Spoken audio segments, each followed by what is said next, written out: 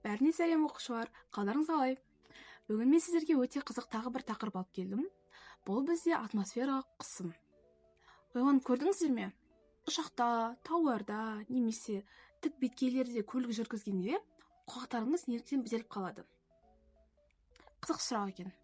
Бұның жауабы, биіктік өзгерген сайын қоршаған ортадағы ауа қысымы ортаңғы құлақтағы қысымнан ерекшелене бастайды. Яғни біздің құлағымыз сыртқы орта мен құлақтың ішкі бөлігіндегі қысымды теңестіру үшін бейімделіп бітеле бастайды. Ал ендеше, бүгін біз атмосфералық қысым деген не, биіктіктің ауа қысымына қалай әсер ететінін түсінеміз, және де атмосфералық қысымның әсеріне эксперимент көрсететін боламыз. Осы жерде бір қызықты ақпарат берілген екен. Білесіз бе, альпинистер биіктіктегі атмосфералық қысым төмен болғандықтан оттегі баллондарын өзімен алып жүреді екен. Өте қызық. Мен бұны бұрын білмеппін. Ал ендеше сабағымызды бастайық. Атмосфералық қысым бұл не? Бұл дегеніміз жер бетіне қысым түсіретін ауа молекулаларының салмағы. Яғни бізде өмірде ауа жеңіл сезінгенімен, атмосферадан оның мөлшері өте көп. Және де сол ауаның барлығы бізге итеріліп қысым жасайды. Теңіз деңгейіндегі атмосфералық қысым шамамен 100 000 ньютон бөлінген метр немесе 100 килопаскальды құрайды екен. Барлығымыз білетіндей, Мариана шұңқыры жер бетіндегі ең терең жер болып табылады. Ол жерде бізде қысым шамамен 110 миллион паскальды құрайды екен. Бұл атмосфералық және судың бірлескен қысымын құрайды. Бұл өте көп. Ал ендеше біз атмосфералық қысым неден туындайды деген сұраққа жауап беретін болсақ, ол бізде жердің тартылыс күшінен пайда болады. Яғни жердің тартылыс күші ауадағы газ молекулаларын өзіне тартады, сол арқылы бізде атмосфералық қысым пайда болады. Атмосфералық қысым бізде немен өлшенеді? Атмосфералық қысым бізде барометр деген аспаппен өлшенеді. Әдетте ол миллибармен өлшенеді. Яғни МБ деп жазылады. Оның түрі осындай. Мына суретте көріп тұрғандарыңыздай. Одан бөлек бізде барограф деген аспап бар. Ол қысымды графикалық түрде көрсетеді. Мына суретте көріп тұрғандарыңыздай графика ретінде беріліп тұр. Бізде қысымның стандартты көрсеткіші 1000 миллибар болып табылады. Осыдан жоғары көрсеткіштер жоғары қысымды, ал төмен көрсеткіштер төмен қысымды білдіреді. Ендеше бағанағы неліктен биіктік өскен сайын қысым төмендейді деген сұраққа жауап берейік. Бізде бұл жерде екі мысал келтірсек болады. Жоғары биіктікте ауаның тығыздығы азаяды, яғни берілген көлемдегі ауа молекулаларының аз болуы қысымның төмендеуін білдіреді. Немесе бұны былай түсіндіруге болады. Жердің центрінен алысырақ жерде тартылыс күші әлсіз. Сол себепті жоғары биіктікте молекулалар көбірек таралуы мүмкін. Бұл қысымның төмендеуіне әкеледі. Ғалымдар атмосфералық деректерді жинау үшін зерттеу шараларын биіктікке жібереді дейді. Ұшу алдында бұл шаралар толығымен үрленбей, тек жартылай ғана гелиймен толтырылады. Неліктен бұлай болды? Қысқаша түсіндіріңіз. Яғни түсінгендеріңізде осындай бір шар болса, соның жартысын ғана гелиймен толтырылады. Неліктен? Осы сұрақтың жауабын комментарийға жазып кетсеңіздер болады. Ал осы жерде тағы бір қызықты ақпарат білдіріп кетсем, қалай ойлайсыздар? Неліктен біз атмосфералық қысымды күнделікті өмірде сезбейміз? Бұған жауап, біздің ішіміздегі ауада қандай да бір атмосфералық қысым бар. Және де сол ауа бізге түсірілетін осы атмосфералық қысымның күшін теңестіре отырып, сыртқа қысым жасайды. Сол арқылы біздің денеміз қоршаған ортаның стандартты қысымына бейімделген. Бұл бізге үстіміздегі ауаның салмағына зиянсыз төтеп беруге мүмкіндік береді. Қысымның формуласын қарастырайық. Бізде ең алдымен қысым дегеніміз ол бірлік ауданға түсетін күш. Яғни оның формуласы күш бөлінген қандай да бір аудан.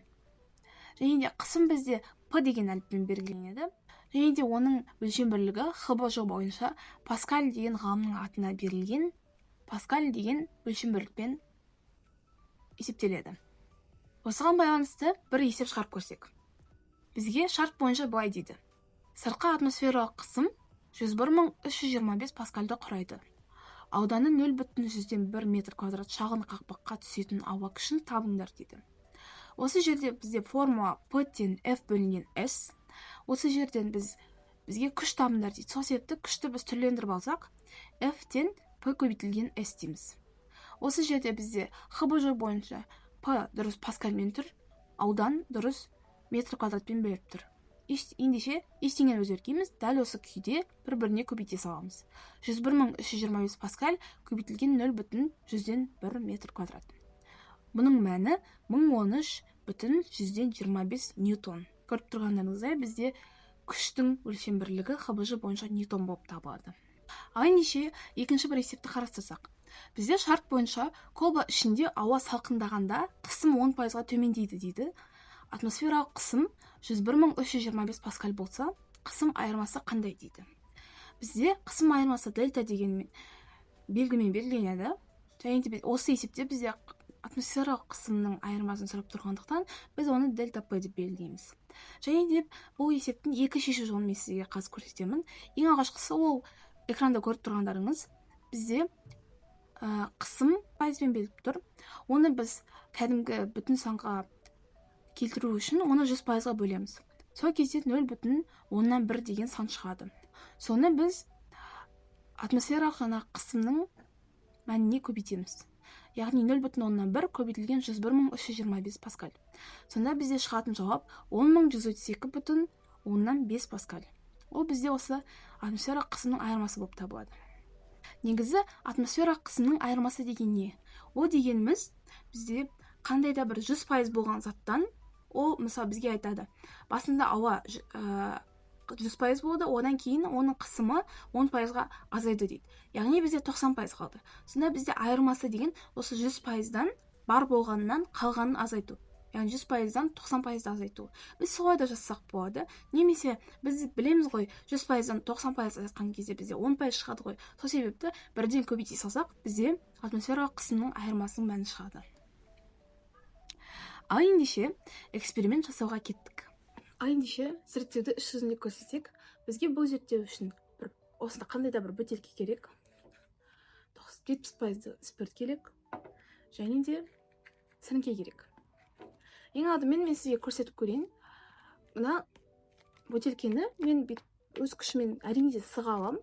Бірақ оны сығу үшін мен қандай да бір оған күш жинайтуым керек. Ал енді қазір мен сіздерге адамның күшісіз атмосфералық қысым қалайша бұл бөтелкені өзі сығып түсетінін көрсете аламын.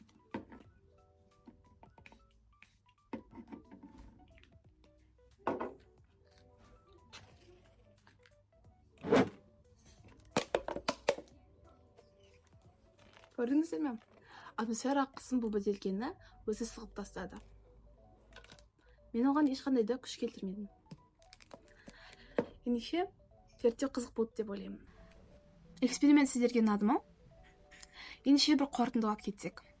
Атмосфера көрінбейтін үлкен бір күш болып табылады.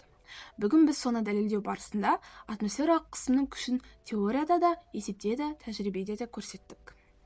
Ендеше келесі кездескенше осы тақырыпқа байланысты бағана қойған сұрағыма жауапты комментарийға жазып кетсеңіздер болады. Подписаться деген батырманы басып, лайкты басып, өзіңіздің достарыңызға жіберіп қойсаңыздар болады. Келесі кездескенше тағы бір қызықты тақырып алып келемін.